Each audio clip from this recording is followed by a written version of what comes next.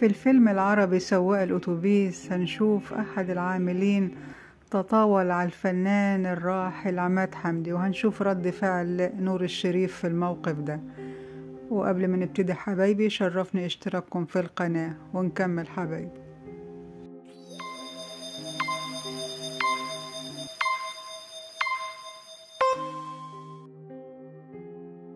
الفيلم العربي سواق الأتوبيس بطولة نور الشريف، عماد حمدي، ميرفت أمين، وحيد سيف، نبيلة السيد. الفيلم كان من تأليف محمد خان، والقصة والسيناريو والحوار بشير الديك، وإخراج عاطف الطيب.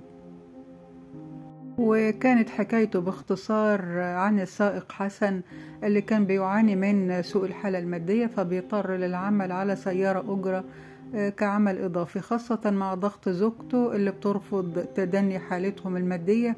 وفي نفس الوقت بيتولى حسن مشاكل أسرته بعد أن يعلن والده الحاج سلطان إفلاسه، ولا يجد أحد من شقيقاته بجواره في تلك المحنة الصعبة.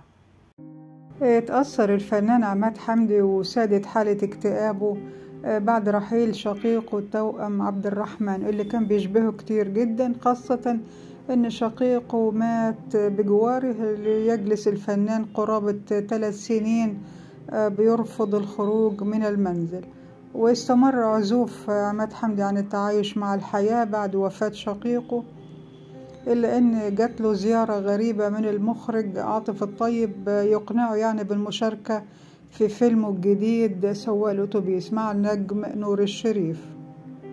وعلى الرغم من إلحاح المخرج عاطف الطيب على عماد حمدي بالخروج من أزمته والمشاركة في الفيلم، لكن جه الرفض من فتى الشاشة الأول نور الشريف، ورفض على اعتبار أن عماد حمدي مجهد ومتعب خاصة في الفترة دي، لأنه من المفترض أنه يقوم بإجراء جراحة، لكن خاف الأطباء من قيامه بذلك حتى لا يحدث أي شيء.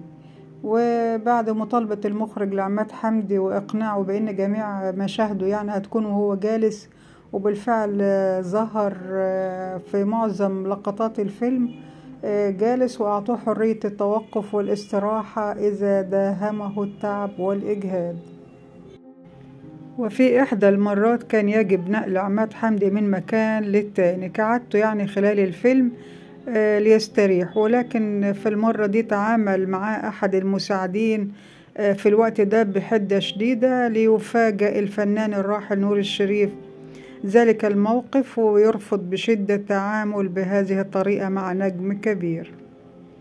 وطبعا نور الشريف غضب جدا من المساعد ده، وطلبوا ان هم يدوله بقية حسابه ويتفضل بالسلامة، وأصر على ذلك بسبب طريقته اللي بيتعامل بيها مع فنان له قدره زي الراحل عماد حمدي. ولهذا الموقف أحب عماد حمدي نور الشريف، وكان عماد حمدي بيحب نور الشريف كتير، ويقول عنه دايما إنه فنان وإنسان بدرجة كبيرة. ربنا يرحمهم جميعا، وأشكركم حبايبي على حسن المتابعة. مع السلامة.